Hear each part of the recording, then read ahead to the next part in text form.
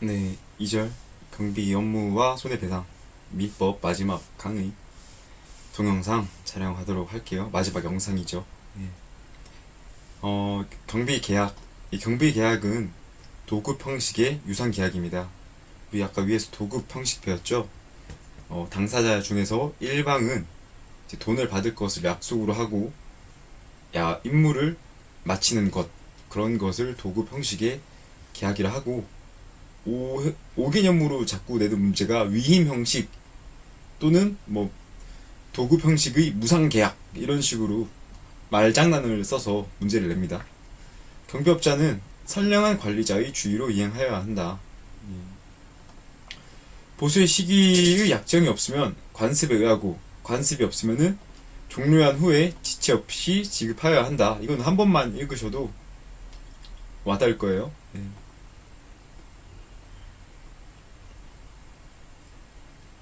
선량한 관리자는 일반인 기준으로 한다고 합니다. 서로 당사자의 판단이 아니라 일반인 기준으로. 이 계약을 하면은, 원래 계약을 완전히 이행하는 게 좋으나 피치 못할 사정으로 해제를 할 수 있는 일이 생기겠죠. 그럴 때 경비 계약 체결한 도급인, 그러니까 맡긴 사람은 경비업자가 경비 업무를 완성하기 전에 해제할 수 있다 입니다. 반대로 경비업자는 해제를 못하나요? 예, 해제를 할 수 있는데, 돈을 받았으나 해제하려면은 이제 추후에 내가 이 일을 했을 때 경비업을 맡긴 도급인이 돈을 못 주는 경우에는 해제할 수 있습니다. 뒤어서 나올 테니까 설명을 계속 이어나가도록 할게요. 죄송합니다. 경비업자와 고객의 분쟁. 그래서 채무불이행, 이게 채무불이행이랑 불법행위랑 개념을 잘 잡고 가면 편하거든요. 알려드릴게요. 채무불이행은 경비업자가 계약상 의무를 이행하지 않을 때 발생합니다. 경비업자가 계약상 의무를 불이행하는 경우가 있나요? 그래서 경비업자라 나와 있는데, 경비업자뿐만 아니라 이건 근무 태만이나 부주의는 다 경비원들이 하는 일들이죠. 그래서 경비원들이 책임져야 될 상황들인데, 경비업자가 계약을 불이행한 것으로 나오게 됩니다. 불법 행위는 이제 고의 또는 과실로 타인의 권리나 이익을 불법으로 침해한 경우입니다. 이 고의로 침해한 경우에만 해당이 되는 게 아니죠. 과실도 불법 행위로 봅니다. 이 채무 불이행과 불법 행위가 자꾸 나오는 거는 이제 손해배상 때문에 나오겠죠. 경비업자의 손해배상. 여기서 배상에 대해서, 채무 불이행에 대해서 세 사람이 등장합니다. 첫 번째 도급인, 두 번째 경비업자, 세 번째 경비원. 근데 이게 가장 큰 틀을 말씀드리자면은, 경비원이 1차적으로 사고를 일으킨 경우 1차 책임은 경비업자가 져요. 알겠죠? 그렇다고 경비원이 책임이 없냐? 아닙니다. 경비원도 책임이 있습니다. 있지만 우리 아까 구상권 설명했죠. 구상권. 채무의 관계에 있어서 구상권을 이제 보증인이 원래 빚진 사람한테 요구할 수 있다. 그것처럼 경비업자도 경비업법상 손해배상을, 자기가 이걸 손해배상을 해야 돼요. 예? 단 감독자의 의무나 이런 게 있으면 또 면제가 되긴 하는데, 이제 손해배상을 해야 하고, 이 경비업자도 경비원에 대해서 어느 정도를 요구할 수 있다. 이러한 개념을 좀 잡고 가셔야 돼요. 계속 읽어볼게요. 그러면 경비업자의 손해배상. 경비업자의 고의 또는 과실로 계약을 이해하지 않은 경우 손해배상 책임을 부담한다. 이거랑 비슷하죠. 불법행위랑. 불법행위는 뭐 불법으로 침해하여 상대한테 손해를 입힌 경우. 채무불이행 손해배상은 서로 경비 계약을 했는데 그 계약을 이행하지 않은 경우에도 책임을 부담한다 입니다. 이행 지체는 이행을 늦는 것이죠. 보시면은 계약 시기에 투입되지 못해 인원 부족으로 경비 업무를 이행하지 않는 경우도 이행 지체입니다. 또 이행 지체 말고도 이행을 불안정하게 하는 경우도 있다고 해요. 이렇게 20명이 경비를 해야 되는데 18명이 경비를 하는 경우나 경비원이 근무 태만을 하는 경우, 불안정 이행이죠. 이렇게 불안정 이행을 하는 경우에도 손해배상을 청구할 수 있다. 이행 불능은 채무의 내용을 이행하는 것이 불가능한 경우, 경비업체의 도산이나 허가의 취소, 아니면 뭐 경비원들이 다 그만뒀다거나 뭐 그런 경우가 있겠죠. 그런 경우에는 이행을 할 수가 없겠죠. 대신 이럴 때에는 의뢰인에 대하여 손해배상 의무를 부담합니다. 경비업자가. 그러니까 이행불능, 불안정이행, 채무 불이행이나 불완전한 이행은 다 손해를 배상해야 돼요. 그래서 이게 역관계죠. 도급인이 파산한 경우에는 이제 경비업자는 계약을 해지할 수 있으나 손해배상이 청구가 안 돼요. 그러니까 내가 예를 들어서 보통 1년 단위 용역 계약을 하거든요. 경비업 같은 경우에는.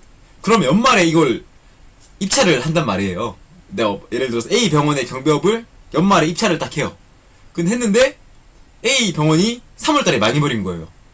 그럼 이제 경비회사는 또 다른 회사에 이제 용역을 따내야 돈을 버는데 보통 용역 시기가 연말이니까 그때까지 손가락을 빠는 수밖에 없잖아요.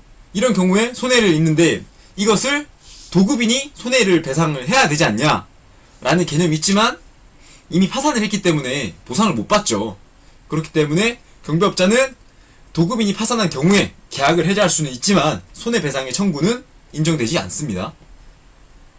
불법행위의 책임, 이거는 읽어보시면 되세요. 이것도 한 번씩 다 읽어보시고. 이거 좀 웃기죠? 경비견이 지나가는 행위를 물어 손해를 가는 경우. 불법행위의 효과, 여기 나오죠. 1차적 손해배상은 경비업자에게 있으나 가해자인 경비원에게 불법행위를 이유로 청구할 수 있다. 그러니까 연대에 나오죠. 연대 개념. 공동의 불법행위로 타인에게 손해를 가한 경우 연대하여 손해배상을 책임진다. 손해배상 청구권은 안날로부터 3년. 경비건이 지나간 행위 물어서 죽인 경우 민사상 손해배상 책임. 단 상당한 주의 의무를 다했다면은 이제 손해배상을 지지 않습니다. 경비원의 과실로 경비건이 고객의 애완견을 죽인 경우 형사처벌 받지 않습니다. 그죠? 애완견을 원래 죽였다면은 이거는 혼돈 되시겠네요. 이거는 굳이 나오시면 틀리세요. 그냥 혼돈되는 개념인 것 같아서 이게 중요하죠. 이게 이거랑 이거랑 좀 헷갈리는데, 행인을 물어 사망케 한 경우에는 가식치사의 책임을 물릴 수 있다. 사람이 죽었으니까 벌을 받아야겠죠. 사용자 책임. 사용자란 이제 경비업자죠. 우리 나중에 가면은 사회법에서 사용자와 근로자의 개념을 또 배울 텐데, 여기서 경비원은 근로자, 사용자는 경비업자가 되겠습니다. 쉽게 말해서 고용주죠. 고용주. 경비원이 업무 중 제3자에 가한 행위, 그러니까 우리랑 계약을 맺은 도급인에게 피해를 주는 것 말고도 제3자에게 가해 행위를 가하였다면 고의 또는 과실로도 책임 배상을 집니다. 여기 나오겠죠? 고의 또는 과실. 다 읽어보시면은 되고, 이게 중요하죠? 사무감독이 상당한 주의를 다했다면은 경비업자는 책임을 면한다고 합니다. 자동차 손해배상 책임은 자동차의 소유에 따른 책임이 있겠죠? 그러면 경비원이 자동차를 소유하고 있는 경우가 있을까요? 없죠. 기계 경비업 같은 경우에는 그 허가를 받을 때 2대, 배치 소당 2대의 기계 자동차가 있어야 되기 때문에 소유의 책임은 경비업자에게 있겠죠. 나머지 읽어보시면 되고, 바로 OX 킥으로 가도록 하겠습니다. 경비계약은 민법에 의한 계약이므로 당사자의 합의만으로 성립한다. 맞는 말인가요? 그죠? 당사자의 계약만으로 성립하죠. 이미 계약이니까. 경비계약은 유의명식으로 한다. 도급계약이죠. 경비계약은 유상계약의 성질을 갖는다. 그렇죠. 돈을 주니까 유상계약이죠. 경비계약은 합의 후 경비계약서를 인가받은 때 성립한다. 이것도 잘못 썼네요. 이거 자꾸 이렇게 성립하며 청약에 대한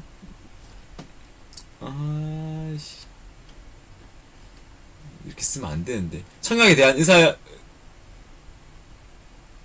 승인의 의사 표시가 서로 연달아 성립. 문제 이상하네요. 성립한다. 아니죠. 이게 도달주의라고 민법에서 말했죠. 도달주의. 계속 할게요. 경비업무 도급인은 특별한 사정이 없는 한 완성 후 지체 없이 경비업자에게 보고수를 지급해야 한다. 경비업무 도급인은 경비업자 경비업무를 완성하기 전에는 손해를 배상하더라도 계약을 해지할 수 없다. 아니죠. 손해를 배상한다면은 해제할 수 있겠죠. 경비 업무 도급인은 경비업자의 규칙 사유로 그 업무의 이행이 불능하게 된 경우 경비업자를 상대로 전보 배상을 청구할 수 있다. 이거 기출 문제인데 경비업자의 책임으로 이제 경비 업무 죄송합니다. 이행이 불가능하니까 전보 배상 청구가 가능하여야겠죠. 경비업자는 계약상 채무를 자기 재산과 동일한 주의로 이행하여야 한다. 이게 맞는 말인가요? 선량한 시민의 의무인데 이게 기출 지문일 것입니다. 제가 이러한 개념 못 봤는데 이거는 한번 답을 보세요. 아마 5일일 것 같아요. 느낌이 다른 사지선다락 나온다 치면은 틀린 지문으로 나올 것 같지 않네요. 예. 고객은 경비 계약상의 채무가 이행되지 않는 경우 강제 이행을 청구할 수 있다.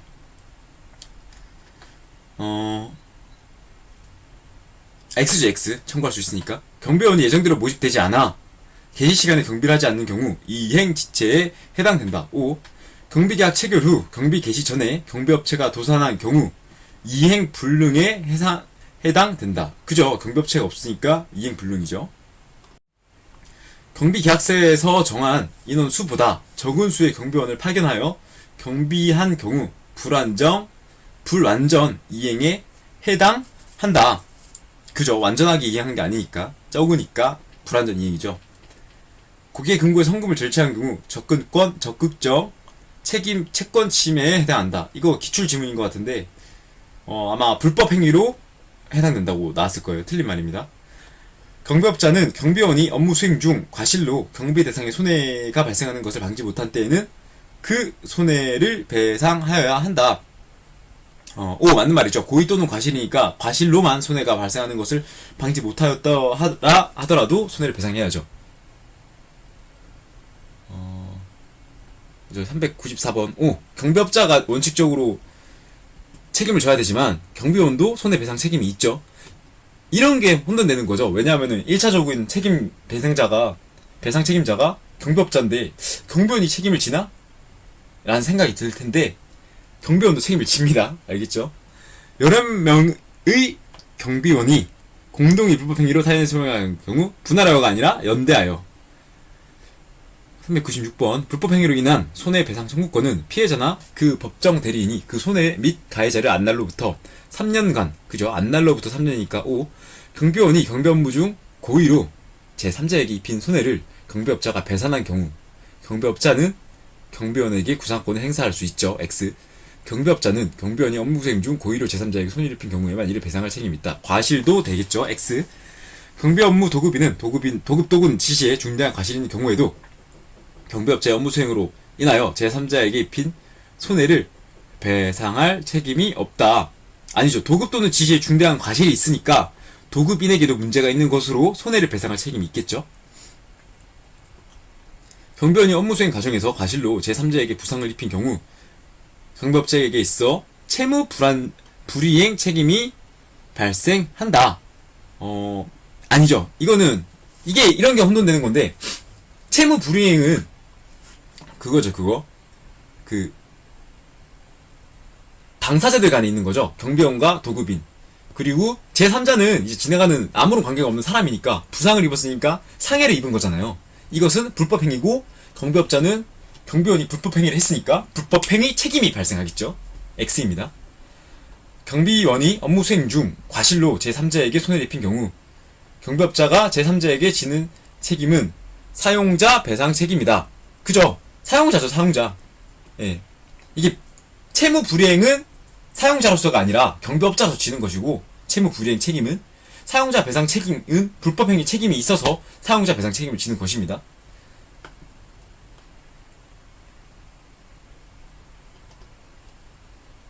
아니 그러면 경비원이 이 도급 업체에 도급 건물에 손해를 가하면 그것도 사용자 배상 책임으로 봐야 되지 않나요? 그죠? 하지만 굳이 분류를 하자면 사용자 배상 책임이 가장 큰 거고 거의 안갈래로 나누어서 채무 불이행 책임이 있고 경비원의 채무 불이행 책임도 경비업자가 져야 되고 경비원의 불법행위 책임도 경비업자가 진다. 이런 뜻입니다. 402번. A 주식회사는 B 경비회사와 경비도급을 체결하였다. 이후 경비원 갑이 C 보험회사에 가입된 경비 차량을 주차시키던 도중 경비원 을을 다치게 하였다. 을이 손해배상을 청구할 수 있는 대상에는 A 주식회사, B 경비회사, C 보험회사, 갑이다. 여기서 중요한 것은 A 주식회사는 아니죠. X. 그리고 C 보험회사도 되고 갑도 되고 B 경비회사는 되겠습니다. A는 안 되죠.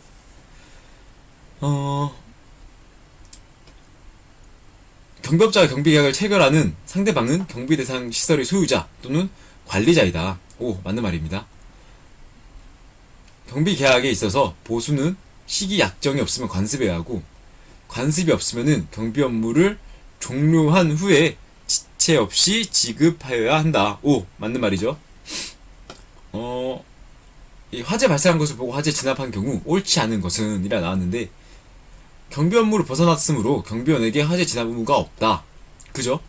화재를 진압하더라도 상가 건물주에게 이익이 되는 방법으로 진입을 해야 된다. 오, 그죠? 상가 건물주 이익에 반하지만 공공의 이익을 위해 화재 진압으로 손해를 끼친 경우 경비원에게 과실이 없다 하더라도 배상할 책임이 있다. X. 공공의 이익을 위한 경우에는 배상 책임이 없습니다. 경비원이 상가 건물 임차인 생명을 구하기 위해 화재 진압 도중 발생한 손해는 고의나 중과실이 없으면 배상할 책임이 없다. 5. 경비업체 갑과 건물주 을이 경비계약을 체결하고 경비원 A가 오토바이를 타고 순찰하던 중 부주의로 행인 B에게 상해를 입혔으며 오토바이로 상가 건물 훼손이 있는 경우 갑은 A의 하단 훼손에 대한 손해를 을에게 배상하여 하고 A는 을에게 채무 불이행에 기한 손해배상 책임을 부담하여야 한다. 잠시만요. 계속해서 문제 읽어보도록 하겠습니다. 채무는 경비업자랑 도급인 사이에 발생한 것이고 A는 이제 손괴죄로 범죄 행위죠. 범죄 책임이 있어야겠죠. A에게는 A가 부주의로 상해를 입혔고 상가 건물을 해소했으니까 상해죄와 손괴죄가 있으므로 손해배상 책임이 아니라 불법행위 책임이 발생하여야겠죠. 앞에는 맞으나 뒤에가 틀린 말 되겠네요. 경비원의 가실로 경비견이 고객의 애완견을 물어 죽인 경우 경비원은 손해배상 책임을 지지 않는다. 아니죠. 손해배상 책임 져야겠죠. 왜냐면 가실로 고객의 애완견을 죽인 경우이며 이 형사상 책임이 없는 것이겠죠. 예. 대신 행인을 물어 사망케 한 경우에는 과실치사죄의 책임을 질 수 있다. 이거는 좀 외우셔야 될 부분이겠네요. 이거 하나만 외우셔도 되고. 예. 이로써 민법 파트는 다 끝났고 핵심 OX로 한 번 더 개념 한번 잡으시고 좀 핵심 OX가 많아요. 근데 이거보다 형법 파트가 더 많거든요. 형법은 2분할 하셔서 하는 게 제일 좋고 그게 아니라면은 한 번에 다 하셔도 되고 다음에는 형사법 4챕터 들어가도록 하겠습니다.